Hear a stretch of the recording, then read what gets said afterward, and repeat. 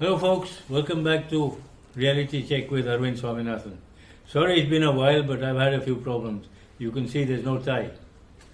I had a huge thing here which had to be taken care of, and it takes a little time.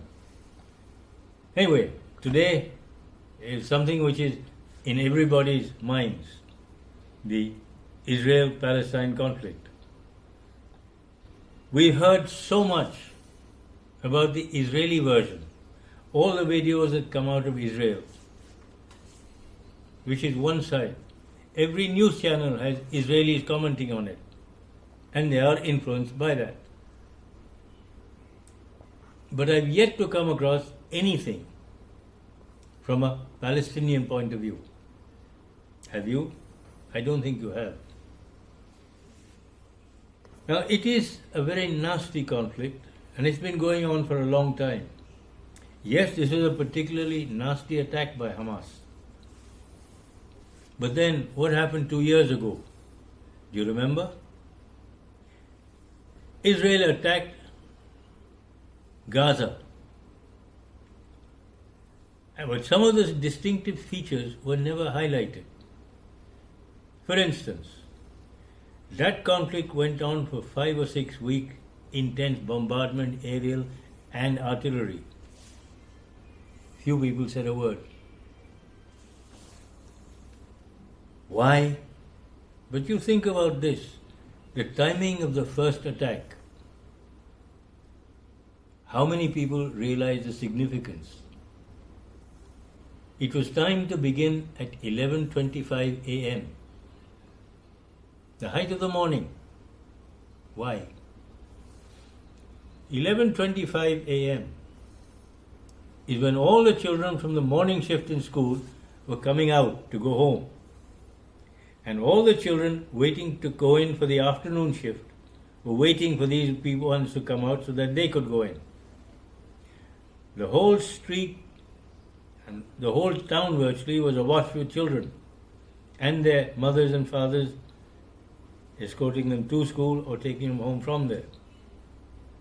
Now you think of an aerial bombardment with all these kids in the streets. If that isn't terrorism, what was it?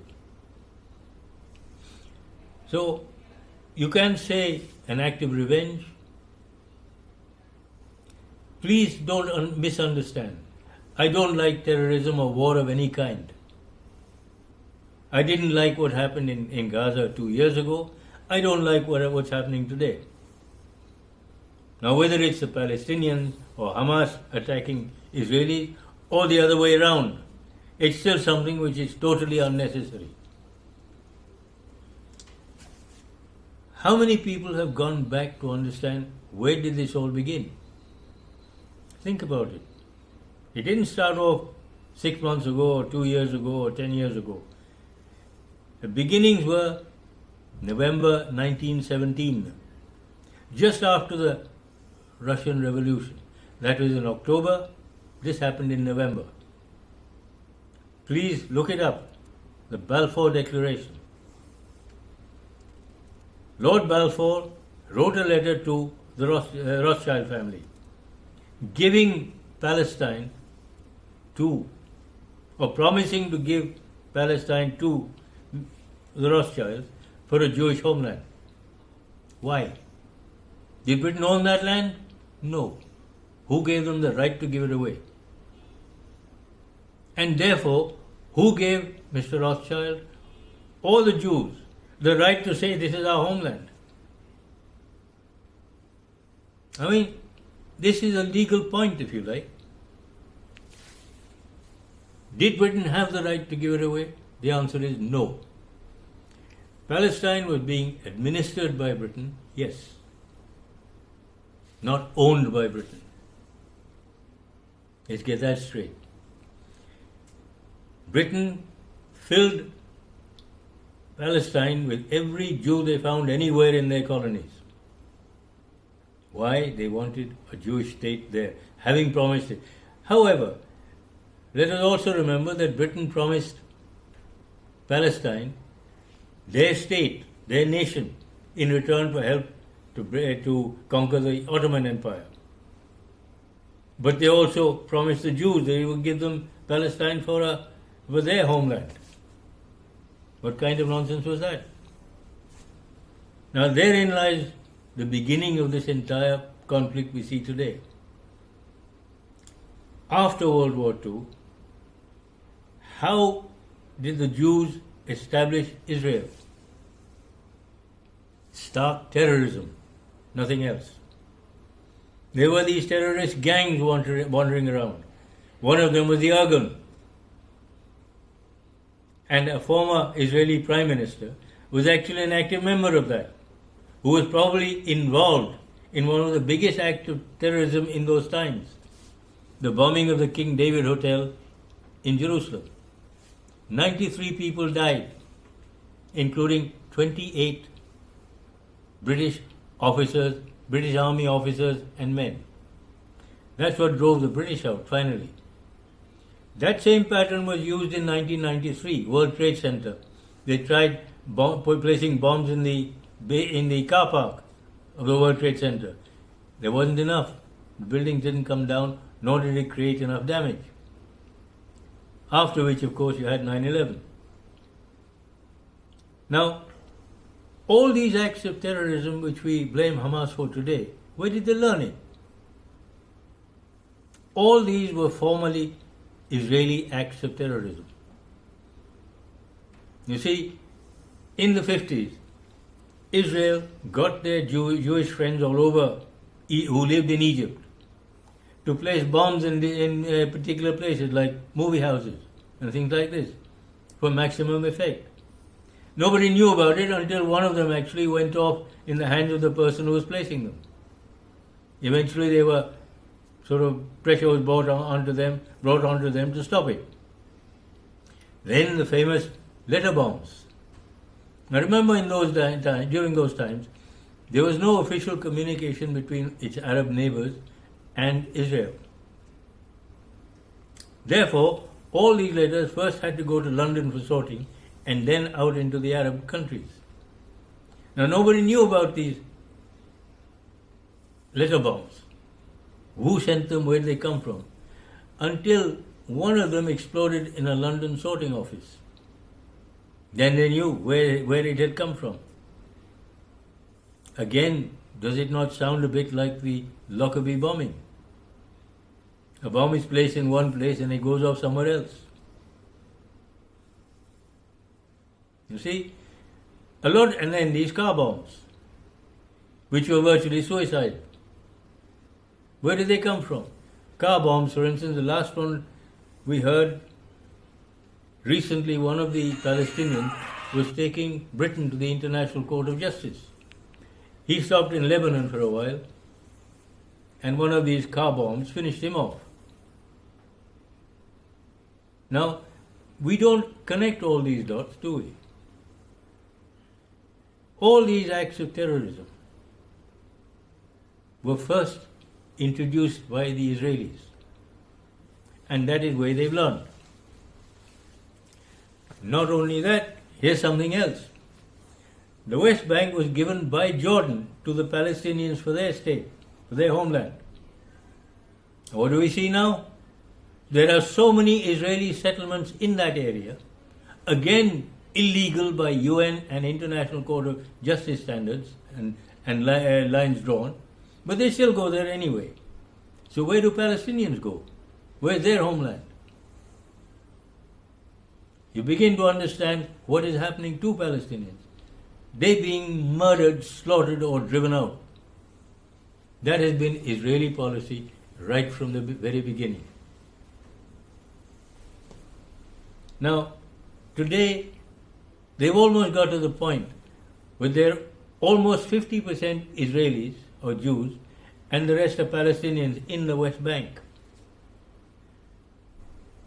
Isn't that what the Muslims are doing in India? Bringing in Bangladeshis to change the demography of India. You begin to understand what's happening. The Israelis have brought out so many examples which other people have started copying. And then you blame these others. Now, Israel came into being through sheer terrorism between 1946 and 48. What are the Palestinians doing? Exactly the same thing. They want their state as well. And who are the people who are stopping it from happening? Israelis. They're using their lobbying power, their money power, their banking power, every power they can think of to bring pressure to bear on the US, quite often anybody else who might be thinking about it, to stop the state of Palestine. Why? There is a hidden reason for it. Why? Any act of such terrorism carried out by Israel, like the attack on Gaza 2 years ago, comes under the fig leaf of state security. Because there is a state of Israel. And they have ensured there is no state of Palestine. So anything that the Palestinians do is called terrorism. There's no government or no land which they can save. As important, if not more so, think of this. Gaza has been a prison for more than 50 years.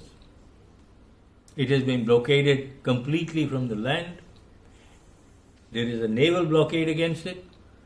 And the border with Egypt has been sealed off. Now, Israel tells Palestinians or Palestinian civilians to go to the southern part of Gaza. Where will they go? Why? Because they want to bomb everything else back to the Stone Age. Well, if you look at Gaza, it has been bombed back into rubble for the last 50 years.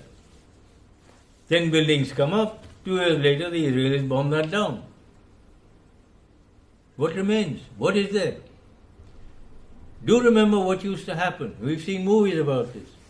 Prisoner of war camps in West Germany or Germany during World War II. How did prisoners try and escape?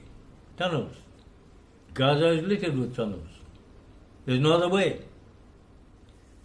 Now here's one other very important point. They keep saying or trying to tell us that Mossad and all the intelligence agencies hadn't a clue.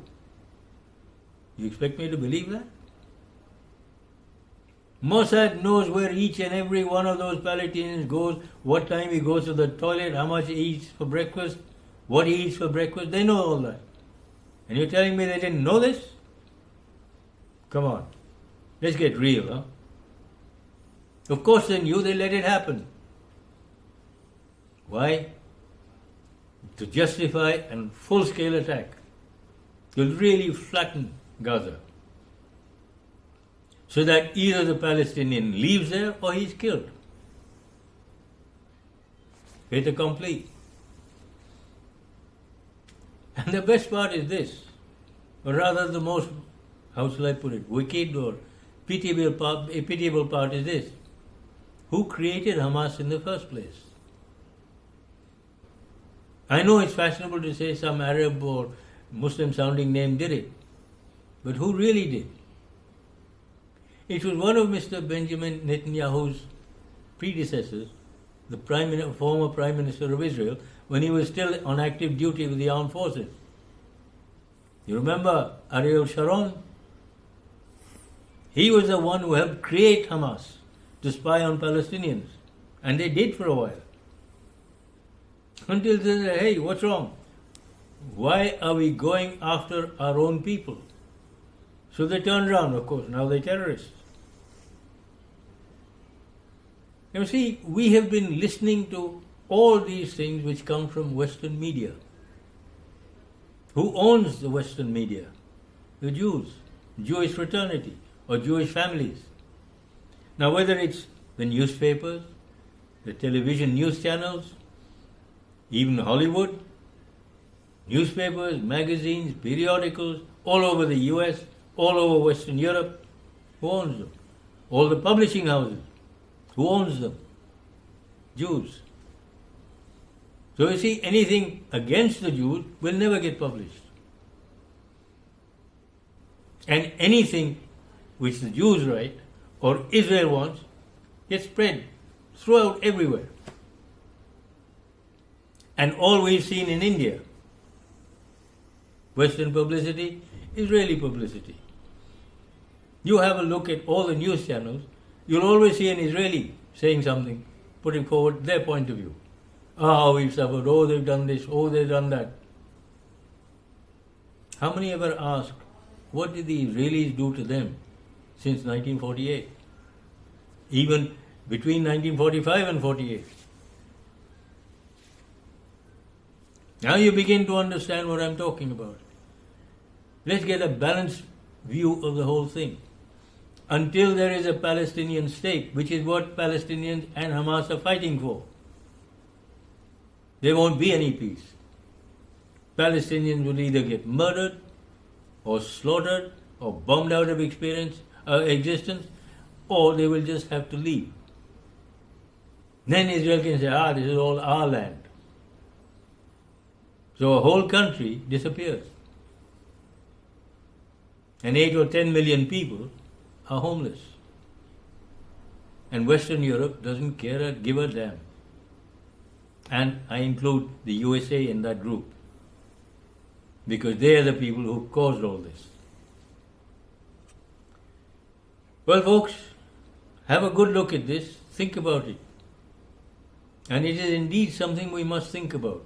Without a Palestinian state, there will never be peace. There can't be. You Israelis want your state, but people whom you displaced mustn't have their own state? What kind of logic is that? Well, thanks, folks. I'll stop here. Think about what I've said just now. These are bare details. Well, bare, top of the iceberg. Look underneath, and you'll find a whole massive truth. Well, if you like, please press the like button, subscribe, and please let me know. Just press the video link, not just the picture. At least I'll know how many people have seen this. Thanks, folks. See you next time.